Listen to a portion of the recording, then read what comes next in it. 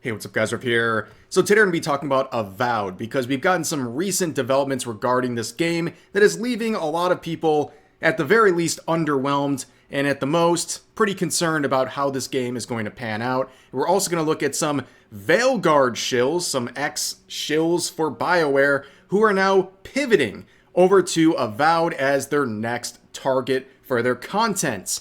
Now, Avowed has been something that has some promise on the surface, but the closer you look at it, the more and more stuff starts to look concerning. Beginning with stuff like this. I mean, this is straight out of the modern audience playbook right here. Charging $95 for a premium edition of this game that claims it's the physical copy of Avowed, despite the fact it doesn't come with a disc. Like, that's insane. Like, you're not going to own your products and you're going to be happy about it is pretty much the attitude here.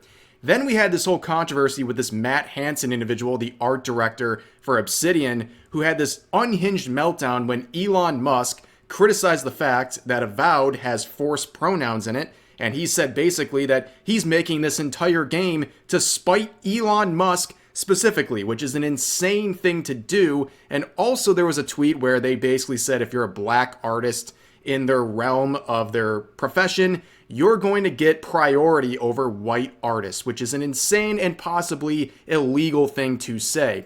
Then you look at the art itself, right? And again, modern audience in a nutshell. Very bland, very androgynous. A lot of people are very underwhelmed by these designs. And part of the problem too is that they also have this godlike feature. I mean, part of what they're trying to do with the character creation process is to make things monstrous, right? But you look at this and it's strange because on the one hand, they look very detailed, right?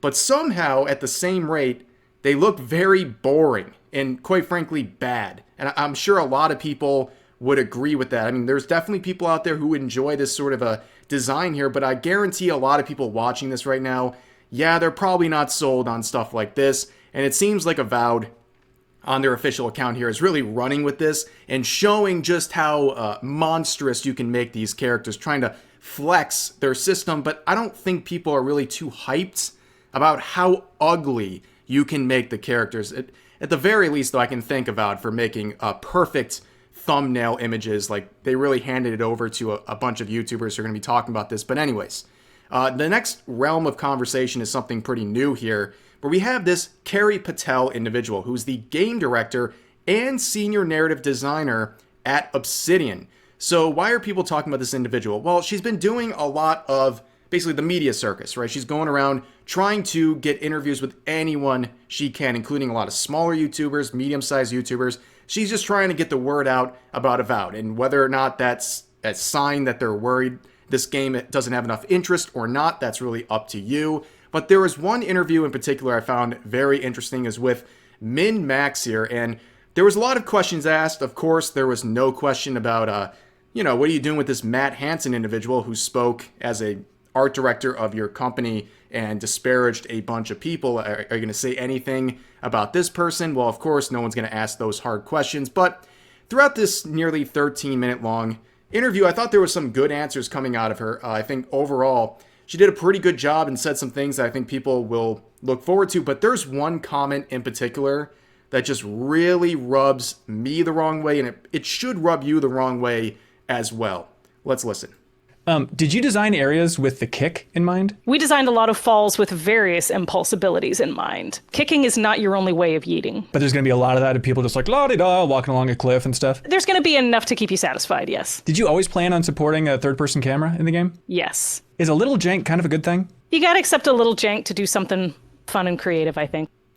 Okay, so referring to the game, she's saying it's going to be jank. It's going to be janky. It's going to be possibly like riddled with issues or bugs or things like that. And I take a great issue with that. If people are going to be paying a premium AAA price for your game, no, there should not be an expectation of jankiness in the game. It should be molded. I mean, there's always going to be some issues on release, but just openly stating that, yeah, there's going to be things wrong, that's not worth a pre-order price that is already extremely large. Okay, this reminds me of the term we have seen before in the gaming industry. It's MVP, minimal viable products. Basically meaning a game is just good enough to release. It's just good enough. It's not great. It's not perfect. It's just functional. And it'll go out there and people can start buying it. And that is a very annoying concept and honestly a disrespectful one to customers by basically saying, you're just going to buy this anyways. We don't care if there's a bunch of bugs and issues with the game. We just want to push product as fast as we can and move on to the next project. And I see people running defense for this saying, oh, well, the jankiness thing, it exists in other big AAA titles that ended up being good. Okay, that's not an excuse. That was an issue with them too. They shouldn't have had that as well. But that's kind of the approach. It's like going to a car dealership and trying to buy a new car, and the salesman says, here's this new car. By the way, you're going to pay full price for it, but the one headlight doesn't really work, and the engine might give out on you after, a couple miles. But hey, a little jankiness is fun, right? Like, yeah, that's what we're talking about here. I don't really think this was a good thing to say. And again, like I said, the rest of the interview, a lot of good things to say, but this one right here really sticks, unfortunately, for her and this game. Well, despite those comments and what I've been saying, a lot of people are completely unfazed by this. They don't care about the jankiness. They're ready to go all in on Avowed, including individuals like Eddie here, who we've talked about recently in a video. This was a huge Veilguard in BioWare. Shill, who had a very rude awakening with the mass layoffs over at BioWare, and they've gone viral multiple times for clips involving Veilguard for reasons I'm sure they're not too happy about. But with everything going on with Veilguard and the collapse of BioWare, they're looking for a new home. They have to shill something new, and Avowed is the main target. So who is this individual? Well, the first time they went viral, it was for these character creation options over at Veilguard. This was posted right around the time of release, and a lot of people were clowning on this. Let's listen to this to remind ourselves what was said. But he, him, she, her, and they, them, and then your gender is man, woman, non-binary. Love that. Love the that. Inclusivity. Top surgery scars are also included in this for all of our trans and non-binary rooks out there. I absolutely was blown away by this. It's beautiful to see the inclusion in the game and to see yourself represented. But he, him. Yeah, that's like, this is the modern audience gamer right here. Someone who feels the need to be represented in a video game at every step of the way. And with Veilguard, they have these player choice options with character creation that exist in other games like Baldur's Gate 3, for example. However, unlike that game, Veilguard and the preachiness and the wokeness of this game, it didn't stop at character creation and player choice. It extended into the game and became completely unavoidable while you're getting, finger wagged in your face while you're told to not be a bigot or drop in and pull a barb, when you misgender someone, and all these ridiculous scenes that honestly were not just preachy, but also the product of terrible writing as well. But seeing someone literally like being sold on a franchise for something like this is pretty insane. But they went off and they made Veilguard their whole content creation focus for months and months. I mean, you can see it's just nothing but Veilguard. And of course, eventually reality hits. And we have this clip that went even more viral than the last one, where they realized after the BioWare layoffs just a few weeks ago, maybe the corporation doesn't like me after all. Because Veilguard chose to represent, I guess. I don't know. However, it's just a lot. It's just a whole lot. Because now I'm in a position where I don't think BioWare is on my side. They never were. And that's... I'm in a position now where for the first time, I don't think BioWare has the right intentions. Yeah, who would have thought the corporation cared about money and not whatever agenda that's being included? They just do whatever they think is going to make them the most money, and they thought it was pushing an agenda, and they guessed wrong. Times have changed, especially recently, and people are tired of games like Veilguard, and it shows. And unfortunately for Eddie here, they made the grim realization that they were basically just a useful idiot this entire time for BioWare in this game. And then you can see immediately turning on EA, saying the CEO can kindly shut the F up after suggesting that there should be live service elements, or should have been, with Veilguard. It's amazing how quickly people can turn on the hand that feeds. You know, you shill for this company, for these companies for a long time, and all of a sudden when it's convenient to jump ship, that's exactly what they do. And now they need a new home. And they did this poll here, which I think is pretty funny. So they say, how'd you find my channel? Dragon Age or Mass Effect?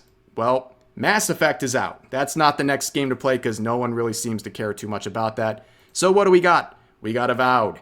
And here is their 55-minute long video talking about whether or not you should buy Avowed. Guess what their answer is, by the way. But let's listen to the first couple of seconds. I had a couple of people message me, not just on Discord, but on like Twitter and Blue Sky and stuff, saying, hey Eddie, are you going to be picking up Avowed when it comes out? And the honest answer is that I don't know anything about Avowed. I've never played any of the Pillars of Eternity games, so I'm brand new.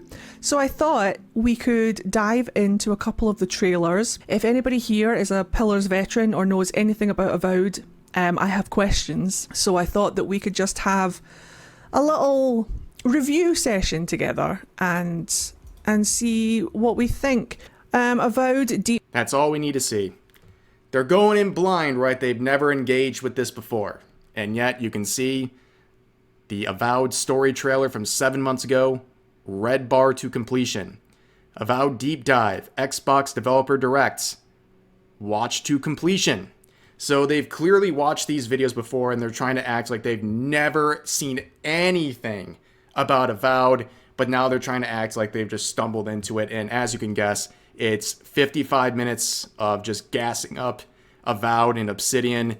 And yeah, so we're seeing a lot of tweets coming out because people have been criticizing Eddie for doing this whole pivot towards Avowed, and they're not doing too well. They're crashing out over it. You can see tweets like this. According to the Grifters, I'm not allowed to play Veilguard. Also, according to the Grifters, I'm not allowed to play any game I haven't played before. Grifter logic. I was on the fence with Avowed, but the more they bleat on about it, the more my wallet might slip. Oh yeah, that'll definitely own the chuds. Just blindly giving over money to a corporation to own the people you don't like online. That'll definitely show them. But that to me sounds way more like a grifter than anything we're seeing up here, right? Like someone buying a game out of spite to just like annoy and make people angry. That sounds like something more of a grifter would do, right? And up here, according to Grifters, I'm not allowed to play Veilguard. Well, no, it just seems like when you make it your entire personality to shill for the company and then the second it's convenient to leave, that sounds like a grifter. And also, again, with this mass pivot over to Avowed, it's clear it's just like the next home to go, right? Nobody knows what grifter means, by the way. It's just become people who I don't agree with online. Grifting is supposed to be someone going out and basically sharing an opinion that they don't actually believe, but they know their audience will like. And where are they proving this to anyone? But here's some more comments. My favorite thing about this whole Kingdom Come Deliverance 2 discord among the grifters is seeing the backpedaling grifters take a shot every time we say grifter, trying to be good people all of a sudden, throwing their own followers and people who supported them under the bus. It's making me want to play the game more, LOL. My second favorite thing is when they admit they're only doing it to monetize people's rage. That's the very definition of rage baiter, just saying.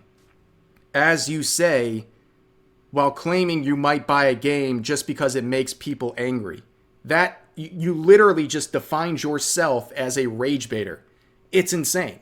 And up here, we're talking about this Kingdom Come Deliverance 2 discourse here, where people are having some very heated arguments. And I think I know the content creator or the content creators they're referring to with this. And what they're describing is not throwing people under the bus. They're talking about some content creators who have had, let's just say, kind of a debate with their viewers. They've butted heads because they said something that they knew was unpopular. They had an unpopular opinion that they knew some of their viewers would disagree with, but they did it anyways because they believe in it. That's not what a grifter does. A grifter would not say anything that would upset their audience. And with Kingdom Come Deliverance 2, there's a lot of very controversial things. I've covered a lot of games on my channel, and one of the most divisive ones was Kingdom Come Deliverance 2. For some reason, people are very heated about certain opinions regarding this game. But as you can see, apparently that's being a grifter. If you actually challenge your audience, I guess that makes you a grifter somehow. And here's another one saying, seeing all the hype around Kingdom Come Deliverance 2, I think it's a very bold move by Obsidian to release Avowed only a week later. It'll be interesting to see how it does with everyone already balls deep in Bohemia. So there's already excuses being laid out for Avowed. That basically Kingdom Come Deliverance 2 has cannibalized the audience and left nothing. There's no money left for Avowed. So if Avowed doesn't do well, well, they had no chance because that game basically emptied everyone's wallets. Then we have this whole interaction here. She's been beefing, Eddie's been beefing with this individual named Nahri, if I'm saying that right, for a long, long time. And here they are crashing out over this individual saying, I never consented to this harassment. I never consented to being stalked or targeted. I never consented to her using my content to farm views. All this because she hates trans people. I'm just a trans person she can attack. So they're basically saying people need to get consent to react to their content, which is just not how things work, unfortunately. But as they say down here, I will always stand with the trans community. You're always allowed to play games too. You're allowed to play any game you want, and you're allowed to have space on the internet free of targeted abuse. And then the whole cafeteria stood up applauding. Basically, here's the thing. Like, me personally speaking here, I don't care that you're trans. I don't think really most people care that you're trans, and I think it's being used as a shield here to deflect any sort of criticism or anything that's coming your way. This whole time, the focus of everything I've said, for example, just has to do with how you're kind of hopping around from game to game when it seems very convenient. And these sorts of comments don't really work. These defenses against, oh, I'm not a shill. Well, we're going to see some comments that really show the opposite. But first, I want to look at this. So they're reacting to this individual that they're beefing with, and this person is Spanish, and they basically say they're coping in this tweet right here, and then says rages in Spanish with a gif of a chihuahua, which, by the way, a lot of people would probably consider that racist. Now, people who have a sense of humor are not terminally online. I don't think they're too offended by this, but the kind of circles people like Eddie run around in, they would definitely think this is racist if it was posted by someone they didn't like. But here, they'll get a pass because, well, they're on the same team. But this is the final result, and really the end of today's video. They say this, OMG, the grifters kick off over my Avowed review, and the next day, I get an email asking if I want to try early access. Thanks, guys, for shilling me. I didn't have to do anything, haha. Looks like Avowed is back on the menu, boys. So yeah, they're just a shill. Like, there's nothing else to say. And they're thanking everyone for basically, I guess, signal boosting this by making fun of it. But this really just shows that that was your intention. You did 55 minutes of free promotion for Avowed. Of course, they're going to keep you around because they've seen what you did for Veilguard. You are basically an employee for them, promoting their game every single day. So Avowed's like, oh, here's another cheap person we can get by just sending them a code. And now we're going to get free advertising out the wazoo. And that's how it works with shills. But anyways, that's going to do for this video. Avowed definitely looking interesting, and the people who are supporting it, some interesting people in that bunch. But anyways, as always, feel free to share your thoughts about today's topics in the comment section down below. Hope you guys enjoyed the video, and I'll see you next time.